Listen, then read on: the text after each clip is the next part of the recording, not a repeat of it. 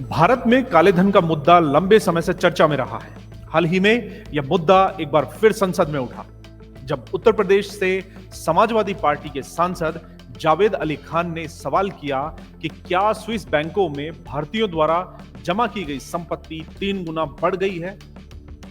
उनका सवाल था कि क्या 2024 तक स्विस बैंकों में जमा भारतीय धन 37,600 करोड़ रुपए तक पहुंच गया है, जो 2021 के बाद का सबसे बड़ा आंकड़ा है। इस सवाल के जवाब पर वित्त राज्य मंत्री ने लिखित में जवाब दिया और कहा कि पिछले 10 सालों में काले धन से जुड़े मामलों में 338 करोड़ रुपए की वसूली की गई है। स्विस नेशनल बैंक यानी एसएनबी के आंकड़ों के अनुसार मीडिया रिपोर्ट्स में यह बात सामने आई है कि स्विस बैंकों में भारतीयों द्वारा जमा की गई धनराशि 2024 में बढ़ी है। हालांकि स्विस अधिकारियों ने यह भी स्पष्ट किया है कि इन आंकड़ों को भारतीय नागरिकों की जमा राशि का विश्लेषण करने के लिए नहीं लिया जाना चाहिए।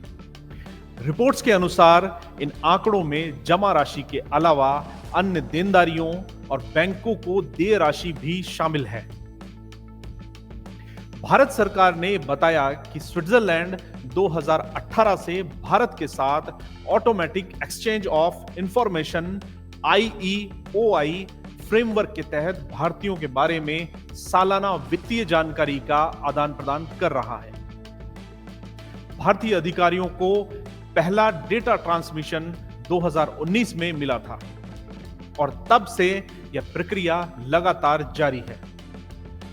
इसके अलावा भारत ने 100 से अधिक विदेशी कर क्षेत्राधिकारों से भी विदेशी संपत्तियों और आय के बारे में जानकारी प्राप्त की है।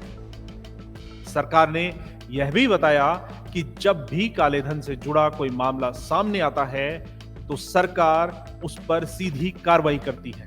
सरकार उन मामलों को गंभीरता से लेती है।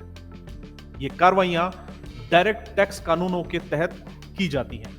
इनमें तलाशी, सर्वेक्षण, आय का आकलन, कर और जुर्माना लगाने जैसी प्रक्रियाएं शामिल होती हैं। 1 जुलाई 2015 को काले धन से संबंधित कानून BMA लागू होने के बाद 4,164 करोड़ रुपए मूल्य की अघोषित विदेशी संपत्ति से संबंधित 684 खुलासे अब तक हुए हैं।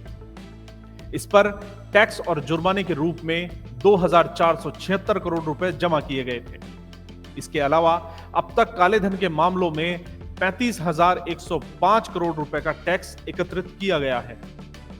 2025 में अब तक सरकार ने 338 करोड़ रुपए की वसूली की बात कही है। सरकार ने दावा किया है कि वह काले धन और टैक्स चोरी से संबंधित मामलों में सख्ती से कार्रवाई कर रही है और इस पर किसी भी प्रकार की छूट नहीं दी जा रही। तो साथियों, इस वीडियो में इतना ही। मिलते हैं आपसे अगले वीडियो में कुछ और रोचक जानकारियों के साथ। तब तक के लिए हमें आज्ञा दीजिए। धन्यवाद।